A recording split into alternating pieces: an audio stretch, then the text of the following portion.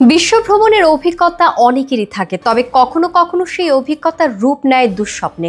ঠিক এমনই এক বিব্রতকর এবং আতঙ্কজনক পরিস্থিতির সম্মুখীন হয়েছেন বাংলাদেশের নারী ভ্রমণপ্রেমী কাজী আসমা আজমেরী। ভ্রমণ করেছেন শতাধিক দেশ, এবার পা রেখেছিলেন তার ১৫৫তম দেশ সেন্ট্রাল আফ্রিকান রিপাবলিকে। কিন্তু এই সফর ছিল তার জীবনের অন্যতম ভয়ঙ্কর অভিজ্ঞতা। এমনটাই জানিয়েছেন আসমা নিজেই। নিজের ফেসবুক পেজে প্রকাশ করেছেন এক ভিডিও বার্তা, যেখানে তিনি বিস্তারিত তুলে ধরেন তার দুর্বিষহ অভিজ্ঞতার কথা। পাওলা শহরে প্রবেশের পর থেকে শুরু হয় হয়রানি। কাজী আসমার ভাষ্য অনুযায়ী শুধু নির্ধারিত ভিসা ফি নয়, তার পাশাপাশি তাকে দিতে হয়েছে ঘুষ।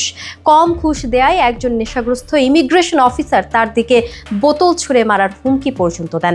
কর্মকর্তা ও কর্মচারীদের রূঢ় আচরণ তাকে মর্মাহত করে। হয়রানি এখানেই থামেনি। এক পর্যায়ে তিনি পৌঁছান সেখানকার ইউএন অফিসে, যেখানে একজন মহিলা চিফ তার ডকুমেন্টস পর্যাপ্ত নয় বলে দাবি করেন এবং পুলিশ ডেকে পাঠান।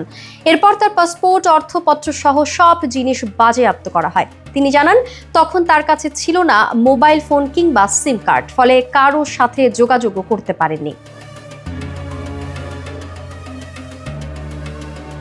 রাত কাটানোর জন্য যে অফিসে তাকে রাখা হয়, সেখানে এক রিসেপশনিস্ট তার পাসপোর্টের ছবি তুলে নেন। পরে সেই পাসপোর্টটি পুলিশ নিয়ে যায়।